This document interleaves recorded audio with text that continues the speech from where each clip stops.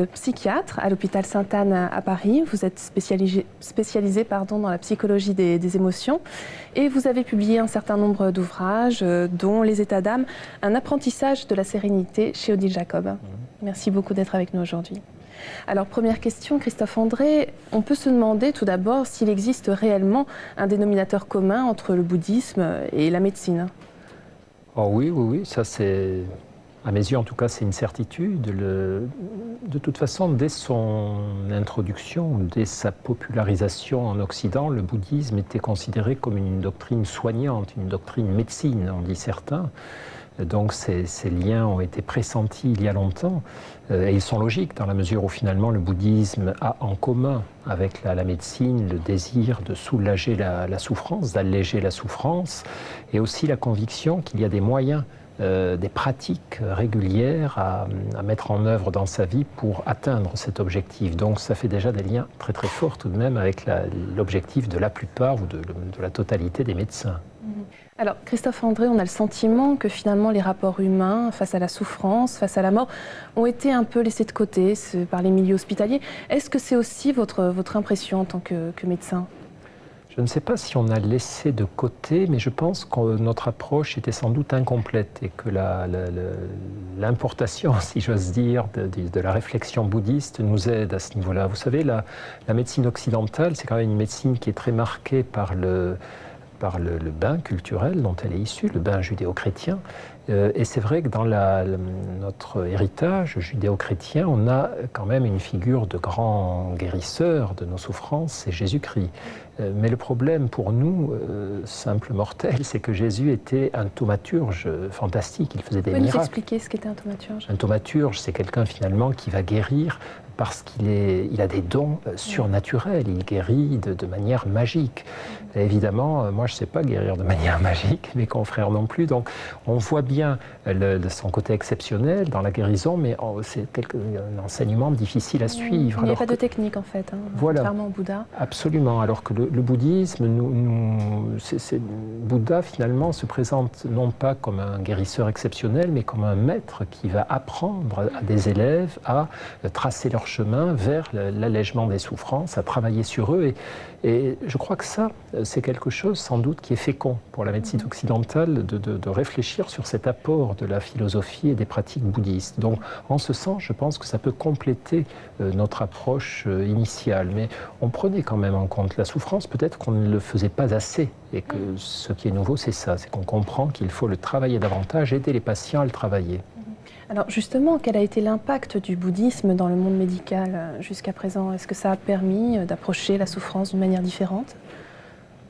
Mon sentiment, c'est que cet impact est discret tout de même. Il y a une diffusion, une sensibilité dans nos échanges, dans nos congrès, dans nos lectures, dans nos publications scientifiques. Il y a une présence de plus en plus importante des concepts et des pratiques bouddhistes, j'allais dire laïcisées, puisque nous sommes dans une médecine laïque, donc nous n'avons pas à imposer quelque système philosophique ou religieux ou spirituel que ce soit à nos patients. Donc on prend ce qui nous paraît utile, on en fait un outil de soin, j'allais dire neutre au point de vue idéologique, mais on s'en sert beaucoup, par exemple, à la fois pour la manière d'accompagner les patients qui souffrent, la manière d'aider les personnes ayant des difficultés psychologiques, anxieuses ou dépressives, la manière aussi de réguler notre propre équilibre émotionnel en tant que soignant, puisque la profession... Alors justement, vous par exemple, est-ce que vous utilisez la méditation en tant que médecin? Est-ce que ça vous a aidé dans votre métier? Oui, beaucoup, oui. Moi, vraiment, il y a plusieurs moments dans ma vie de médecin où j'ai découvert des pratiques que j'ai utilisées et qui m'ont aidé. Et la méditation en fait vraiment partie. C'est-à-dire, je m'efforce, j'y arrive à peu près, de méditer tous les matins pendant au moins 10 minutes. Je sais qu'il faudrait faire plus, mais déjà, c'est déjà pas si mal. Je pratique la méditation de pleine conscience. Et puis, tout au long de la journée, j'essaie de travailler cette pleine conscience afin qu'elle me rende plus présent en termes d'écoute, en termes de capacité d'acceptation de la souffrance de mes patients, en termes de capacité aussi d'empathie, de compassion. J'ai le sentiment que ça m'aide, oui.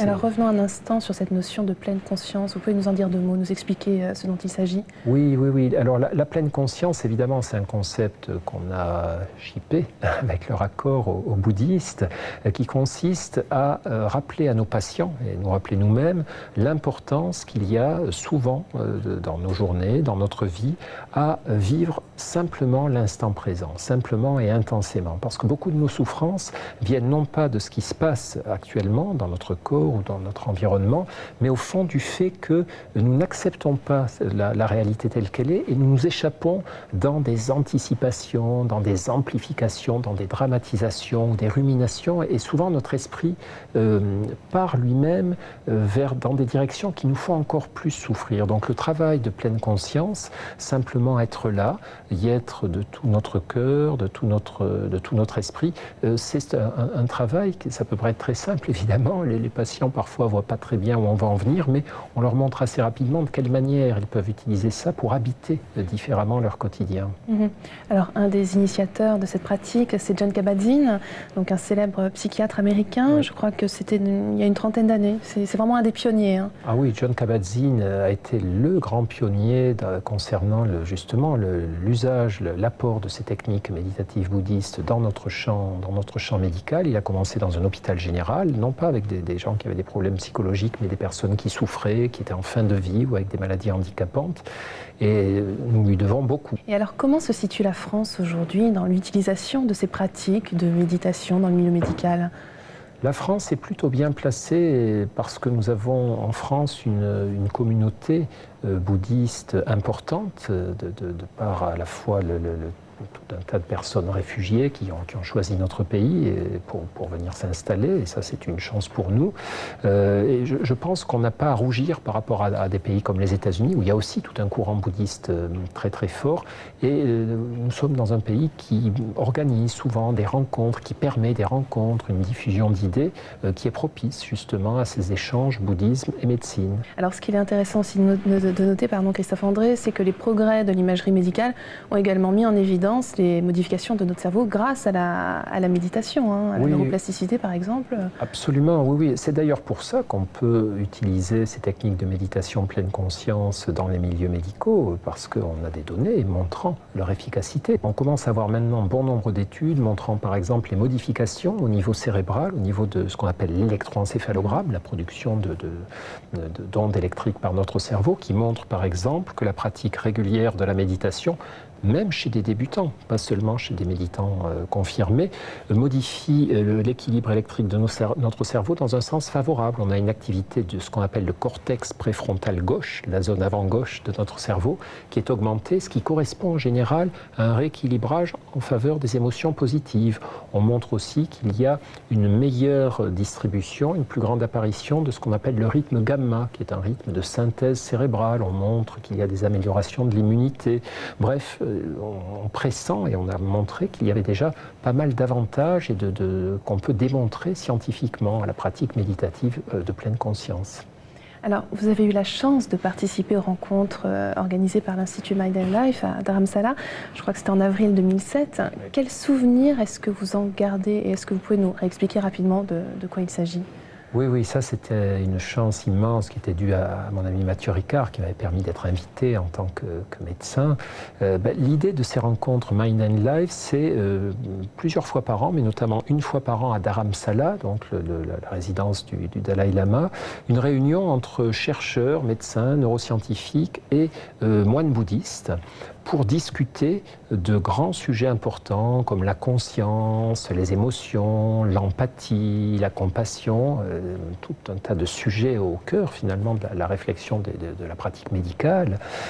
Et donc c'est le matin, il y a une discussion des chercheurs présents au Dalai Lama et à l'Assemblée, les résultats de leurs travaux, donc c'est très très pointu évidemment, c'est des gens très pointus dans leur domaine. Moi le souvenir que j'en ai finalement, c'est qu'il est possible de parler de science dans une ambiance de spiritualité. Et ça, c'est quand même quelque chose qui est très important dans la mesure où finalement, en Occident, on a souvent le sentiment que la science implique une sorte de rigueur qui dessécherait, qui déshumaniserait. Et beaucoup de personnes ont peur de la science. Ils appellent ça à ce moment-là le scientisme, la science qui fait peur, ou la démarche scientifique qui fait peur, parce qu'ils ont le pressentiment ou la crainte que ça pourrait être une approche déshumanisée. Et lors de ce type de rencontre, on voit bien que ça n'est pas du tout incompatible, et au contraire, que c'est même quelque chose qui est à rapprocher, que les deux ont besoin l'un de l'autre. La science sans humanité risquerait d'évoluer vers quelque chose d'inhumain, mais l'humanité et la spiritualité, sans la science, pourraient partir un petit peu dans tous les sens. Et est-ce que vous avez un exemple à nous donner des thèmes qui sont traités justement là-bas ? Ce qui avait été traité, moi, qui m'avait beaucoup intéressé, c'est la possibilité, par exemple, d'une sorte d'éducation à la régulation des émotions. Ce qu'on appelle les émotions destructrices, les émotions qui perturbent la paix de l'esprit, sont source de beaucoup de souffrances à la fois personnelles, mais aussi sociales. Et les enjeux d'une réflexion plus poussée sur la régulation émotionnelle à la lumière du plusieurs fois millénaire savoir-faire bouddhiste, c'est quelque chose qui n'est pas seulement un enjeu médical ou psychologique, mais aussi qui est un enjeu sociétal. Donc ce type de réflexion, très ambitieux, presque terrifiant, parce que c'est extrêmement vaste. Toutes les personnes qui participent à ces réunions n'ont pas peur de l'affronter, de se poser des questions. Vous savez, ce sont des réunions où il n'y a pas de témoins extérieurs, pas de journalistes, pas de personnes qui vont reporter. Donc la liberté de parole est totale et on peut se lancer comme ça dans des hypothèses totalement libres. Et il y a un vent de liberté intellectuelle qui souffle à ce moment-là qui est très agréable. J'imagine. Alors pour terminer, en quelques mots, Christophe André, j'aimerais qu'on parle des perspectives des hôpitaux français, de leur utilisation, des pratiques de la méditation notamment. Quelles sont les prochaines étapes ? Alors là, ça a commencé vraiment à démarrer. Beaucoup de médecins et de soignants ont compris qu'il s'agissait d'un enjeu important, c'est-à-dire de disposer de nouveaux outils de soins, nouveaux non pas au sens qu'ils vont remplacer les anciens, mais qu'ils vont s'ajouter à la panoplie, à la gamme d'outils et d'approches dont on dispose. Donc on a une demande importante de formation de la part des professionnels de santé. Donc ça va être la deuxième étape. Il va falloir répondre à ces besoins de formation, prendre des personnes en stage, les former de façon à ce qu'elles-mêmes se mettent à former pour diffuser ces approches. Concomitamment, dans le même temps, il faut qu'on continue d'évaluer. Ça, c'est très important pour que ça ne soit pas une sorte d'approche un peu molle, un peu floue, très sympathique, mais finalement pas très démontrée. Il faut continuer les recherches scientifiques pour voir dans quel cas c'est efficace et dans quel cas ça ne l'est pas. C'est important. Donc, ces deux approches, formation et évaluation, constituent actuellement l'étape en cours. Très bien. Je vous remercie infiniment, Christophe André. Merci à vous. Si vous souhaitez en savoir plus sur ce sujet, voici quelques ouvrages que nous vous conseillons. Tout d'abord, je vous rappelle le livre de notre invité Christophe André, publié chez Odile Jacob, « Les états d'âme, un apprentissage de la sérénité ». Vous y retrouverez un grand nombre de conseils pour les comprendre, les accueillir et les faire évoluer pour plus de sagesse et de bonheur. Réflexion d'un médecin bouddhiste à l'usage des soignants et des soignés de Daniel Chevassus, publié aux éditions Sully. L'auteur nous fait découvrir avec une grande sensibilité ses réflexions sur la médecine moderne et sur notre attitude face à la maladie et la souffrance. Et enfin, Sagesse au coin du feu, 80 histoires pour guérir et se réconcilier avec soi-même, du docteur Rachel Naomi Remen, publié chez Robert Laffont, et préfacé par David Servan-Schreiber. Un discours novateur et réconfortant sur le soin et la guérison, qui mêle de façon unique le point de vue du patient et du thérapeute. Vous pouvez retrouver cette émission sur le site de France 2 en cliquant sur la rubrique « Tous les programmes et Chemin de la foi ». Merci de nous avoir suivis. Je vous souhaite une agréable journée. À dimanche prochain.